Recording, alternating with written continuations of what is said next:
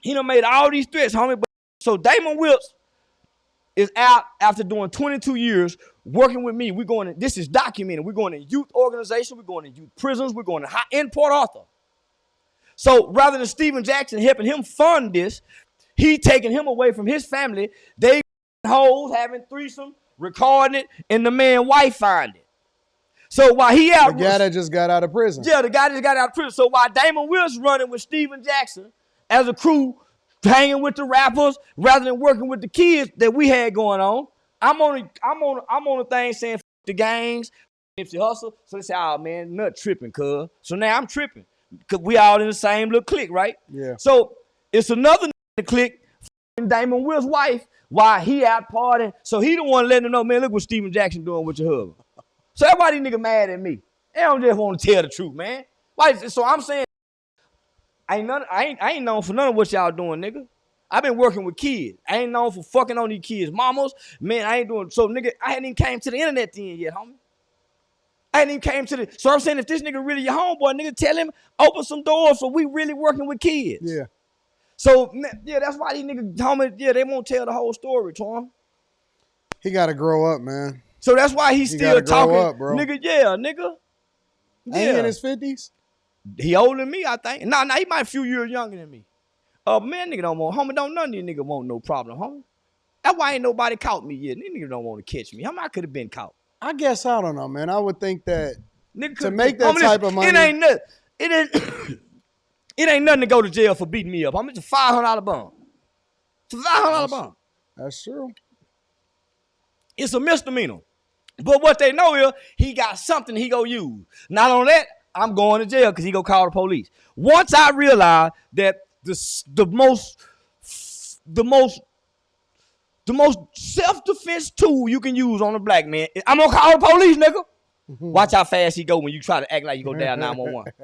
Because if he do anything after that, the white man have put a law in place that's called interfering with a 911 call. If you say, bitch, I don't give a damn about you calling 911, and she on the phone with 911 and 911 her, that's interfering because you're trying to intimidate her. Yeah. That's a felony offense, nigga. Just get 911 on the call and let him talk bad in the background. Just call 911 and let him talk bad in the background. He'll get all kind of felonies. Stupid ass nigga. The only way to beat the white man is with his law. That's why he make laws every year that you can't keep up with. The only way to beat the white man in America is with his law. Don't you know a slave mailed himself in the mail and got out of slavery by mailing with the law? So, man, nigga, you dumb ass nigga can't come on here and argue with me and be talking about hurting me, you looking for me, and you publicly saying this. The only reason I got charged with those 2 aggravated assaults because I once went against our police department when an officer got killed. That's what brought me and Tegan together. My best friend, one of my best friend's sons by the name of Dacian Steptoe, killed a high-ranking Fort Worth police officer. Once I spoke about that on Cam Newton's podcast, that's when they put those charges on me. As soon as I came back from that podcast, that's because I pulled the scab off. But because they unjustly and wrongfully had killed that kid. They didn't bring him to trial. They executed him on the spot because nigga Garrett Hull was a bad motherfucker in the police department. Yeah. They executed that. So nigga, when I brought that up, homie, that nigga, when I got back, nigga, they had charges, felony charges on me. So they called that kicking the ball down the road. They knew I was gonna beat it. But nigga, they knew, man, nigga, I was attacked. And this guy was a killer. This was our Woody. This was our thug. Yeah. Everybody scared of this nigga, homie. I ain't scared of evil, nigga. Because I know what these niggas scared of. Yeah. Me and the law. And guess who the law? Me, nigga. I work, nigga. I helped the FBI create a new COINTELPRO just like they used nigga to kill Fred Hampton. I'm the nigga they can get to kill Fred Hampton again. Nigga better leave me alone. Nigga make me mad and I go work with the police against them, nigga. And I really love the police. I really love law enforcement because I think them the baddest motherfuckers walking on earth. Law enforcement. I see how everybody get right when they come around. I wish I could have been one. So now, nigga, I just join them in spirit.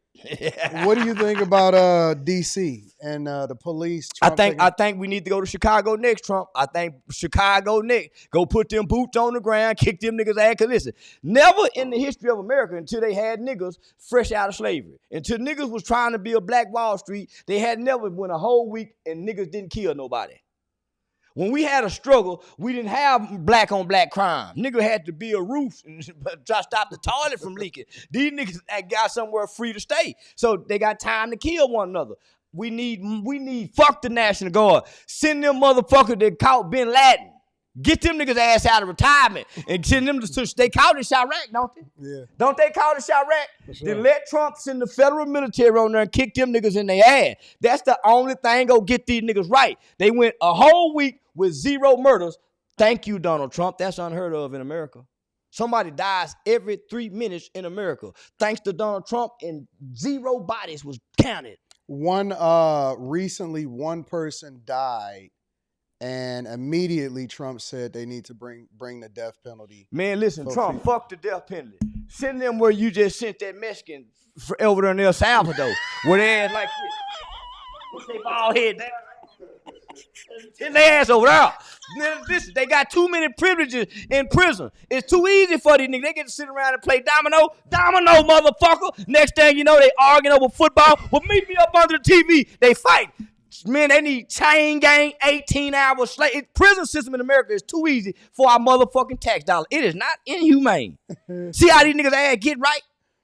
Do you see how these niggas? Now, they didn't take that for him, but for our most niggas, it take what he got to come home and do right. Yeah.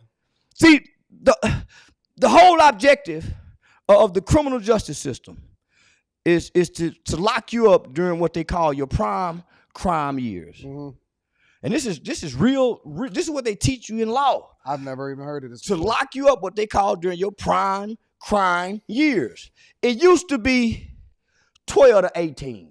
Mm-hmm. Put you in a boy facility, you come home at 18, go to the military, don't have no more problem out of them. Become a police officer. We came along, our prime crime year went from 12 to 40. That's me and your group. Yeah. You know why? Because we started listening to this bullshit too early.